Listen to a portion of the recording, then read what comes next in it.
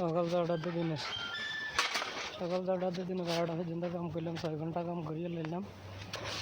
এখন যাইতেছি রুমের দিকে যাইয়ে গা গোসল ধুম, নামাজ কাল মহরে ভাত দুগা খামো, খাই এর হারে 1 ঘন্টা সময় হামো, আর না 1 ঘন্টার তো কম হামো, 2 ঘন্টার তো 1 ঘন্টা 15 মিনিট হামো, হাঁটে কতক্ষণ ঘুম যাবো, মানে 1 ঘন্টা খানি ঘুম যাবো তোড়ে।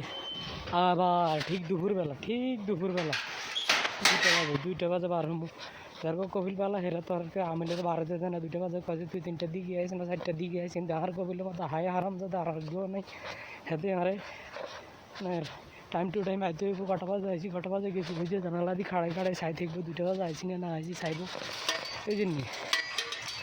দেখ ঠিক 2টা বাজে বার হবো, আরও 4 ঘন্টা 5 ঘন্টা কাম করবো, কাম করি এর পরে রুমে যাই আপনি দিন নামাজ করবো, হরে চারকে ফাঁকাই চারকে খামো খাইতে ইয়ার হবে কতক্ষণ দোকানের দিকে যাই বহি আড্ডা দিই, আবার হুতি ঘুম যাবো, সকালবেলা আবার উঠে কামে যাবো। এটাই জিন্দিগি, এটাই চলতেছে, এভাবেই চলতেছে আজ 8-9 বছর।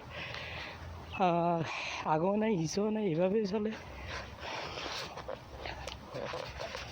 6 ঘন্টা কাম করলাম, আর 3 ঘন্টা কাম করিলে 3 ঘন্টা কাম করলাম ছাগলের ঘরে, 3 ঘন্টা কাম সকালবেলা 1.5 ঘন্টা, 1 ঘন্টা 2.5 ঘন্টা, 3 ঘন্টা ঘাস কাটছি, আর আধা ঘন্টা গেছে নাস্তা খাইতে, এই গেছে 6 ঘন্টা।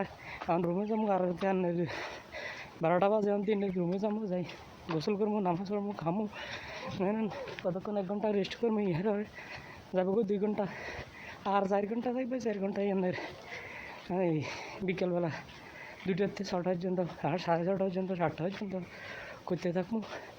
এই হলো রেগুলার রুটিন, রেগুলার কাম করতেছি, এই অবস্থা।